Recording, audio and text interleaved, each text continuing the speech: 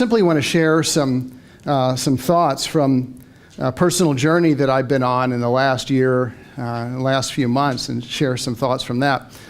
I was having a discussion with, I guess it's left click, huh? Yeah. I was having a discussion with a business associate a few months ago.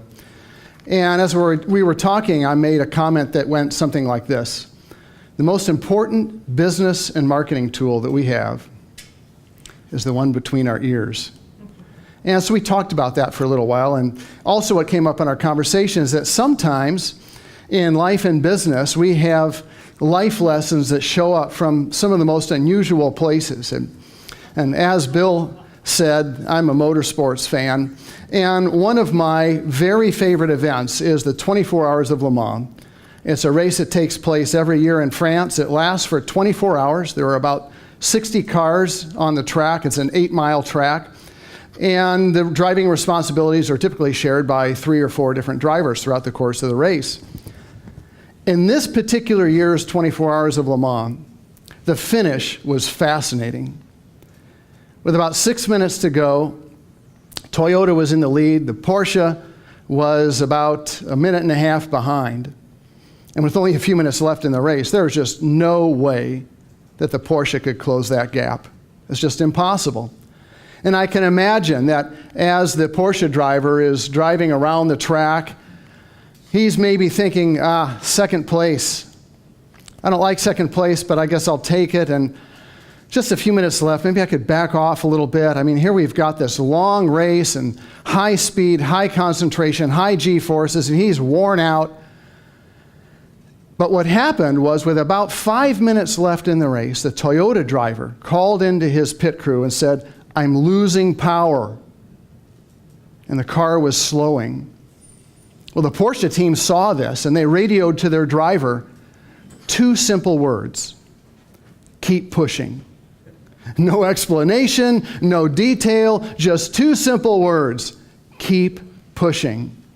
So he did. Well, within a few minutes, it became apparent that the Toyota had slowed and the Porsche won in one of the most remarkable finishes. Let's see here. Well, in one of the most remarkable finishes in the history of the 24 Hours of Le Mans. The crowd went nuts. The announcers were off the rails. And of course, the Porsche team were absolutely beside themselves.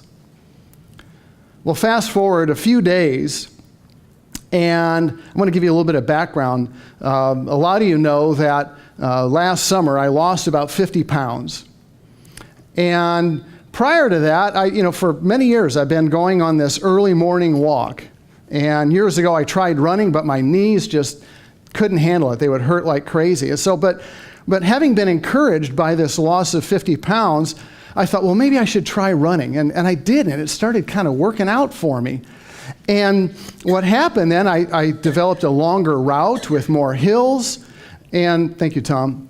I developed a longer route with more hills. And on this one particular June morning, I thought, I've got my app, and I'm going to try to beat a personal best. So here I am out on the course, and I started thinking about this race. I started thinking about this, don't quit and keep pushing. And I noticed that I'm on this run, and things started getting hard, and there's this dialogue going on between my body and my mind. And it went something like this. I'm running along, and I'm feeling a little bit of pain in my knee, and oh man, what if I injure my knee? And the answer comes, keep pushing. What if you don't? So hit one of these harder hills. Oh man, this hill is tough. I'm running out of breath. Keep pushing. Your breath will return. So I'm, okay, all right. I'm on another hill. Oh man, this hill is tougher. Oh, my legs are burning. Oh, this hurts. Keep pushing. It won't hurt forever. So then at some point, my left hand is starting to go numb. What's going on? Am I going to have a heart attack? Probably not. Keep pushing. So I'm getting close to home, and the sweat, it's getting hotter, and sweat's in my eyes. It's burning my eyes. I can't see. That's all right. You know the way. Keep pushing. What if I fall down? You'll get up. Keep pushing. And I'm getting close to home, and I'm looking at my app, and oh man, I don't know if I'm going to beat my best. Keep pushing. Don't give up. Finally get home. Stop the app. Oh, I missed my target. I didn't beat my best. Oh man, I was happy though that I kept pushing. I didn't quit. Oh, I go inside, take off my shoes, looked at my app. Holy cow, I did beat my best. I'd misread it. I did beat my best time. I set a new personal record. And so I got thinking about this stuff, thinking about the dialogue that was going on in my head. And then I went on and I got thinking about what I had mentioned earlier, that the most important business and marketing tool that we have is the one that's between our ears. And I got thinking about this, that as in sports, entrepreneurship and life in general, but entrepreneurship requires a mental toughness and an agility. And entrepreneurs are constantly facing all kinds of different issues. There's business growth, there's competition, there's human resources. And there's not like there's a real easy button on your desk that you can hit or just throw money at it all the time and solve all the problems. No, you have to work through this stuff. And it takes time and effort and energy. And sometimes it's hard and painful. The mental game in all this is really big. And we have to find ways to stay fresh, to stay on top. So I want to share just a few of the thoughts that I had along the way from this run. First thought is that wins can come in really unexpected ways. You might be slaving away and doing your marketing program, and yet business can come from a totally unexpected source. A referral or a return business or somebody that had said no before. Wins can come at unexpected times and in unexpected ways. It could be an employee that hire that turns out to be a superstar. Wins can come at unexpected times and unexpected ways. Another thing relates to the run that I was on, and I have a tendency to kind of relax on the downhills. I want to minimize the impact on my knees. But on this particular day, as I'm going for that win, going for that improved time, I said, no, use the downhill to your advantage. Don't relax on the downhill. Use it to your advantage. And sometimes in life and business, it's that way. Sometimes there's a period of calm, and maybe it's not time just to completely relax, but maybe there are new initiatives that we could put out. Maybe we could put out some effort and gain some ground, gain some territory. Maybe a competitor goes out of business. And maybe you feel tired from the initiatives that you have been using, but this competitor goes out of business, so maybe you have to ramp up some effort so you can grab some of that business. It's maybe not convenient, but use the downhill to your advantage. Another thing that I thought about is that things are almost never as bad as they seem.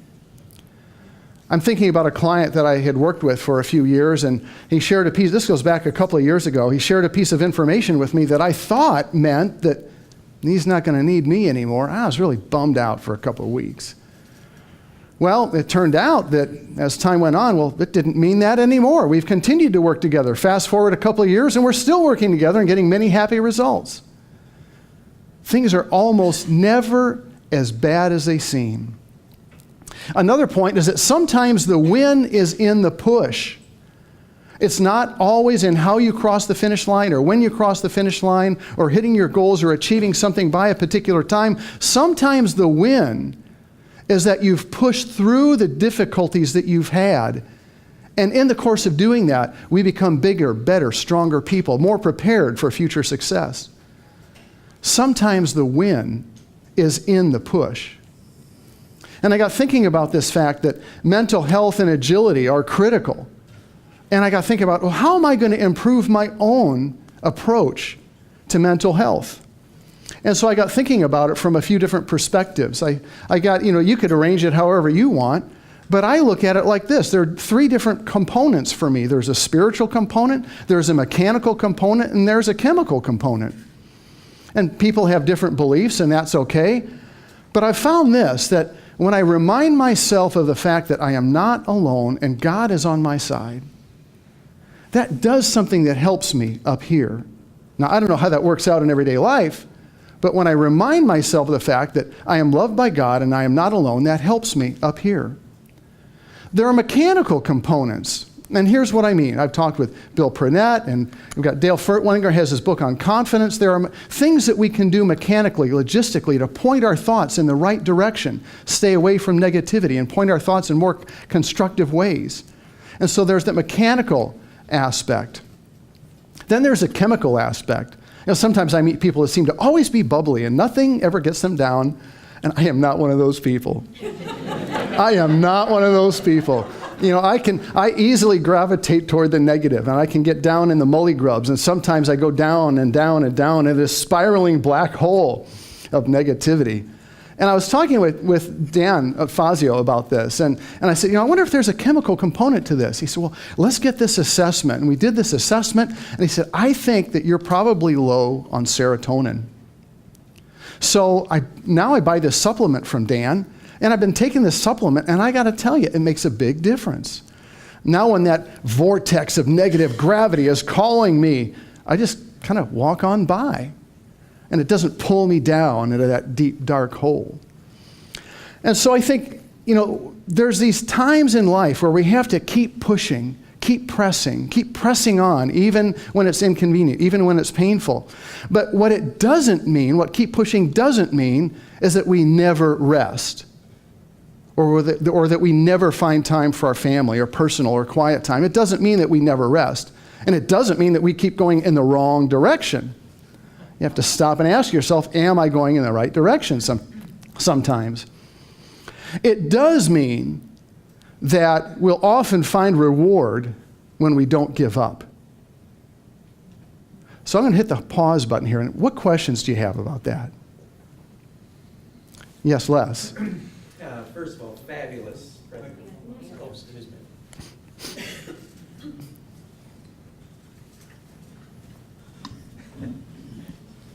So first of all, fabulous presentation, Steve. It was great. So you touched on something that I was thinking about as I was listening to you speak about going down the wrong path. It's this whole issue of perseverance and persistence and keep pushing is great. By the way, great Calvin Coolidge quote about perseverance. Everybody should look for it.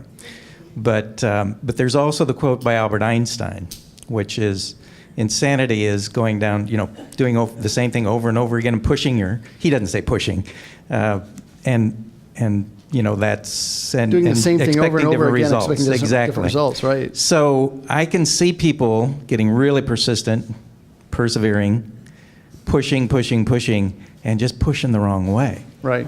Where do you sort of balance that assessment and that evaluation of how to deal with that? Yeah, I think there are probably different answers depending on the situation. So there are some things in life and business that can be measured. Karen talked about measuring in social media earlier. So with some of the things that can be measured, you have to pay attention to those metrics. There are other things that are maybe more of a philosophical nature. And I think this is where we have this motto here at E4E, don't fly alone. And I think this is where it makes sense to have the right people around you and, at certain intervals, check in with these people around you and kind of have that brain trust that can help you think through these things and ask those questions. Because we get so involved in our own stuff that we can't really see the big picture very clearly sometimes. So I think some of the answer is in having the right people around you. Any others? Okay. I want to end with this quote here.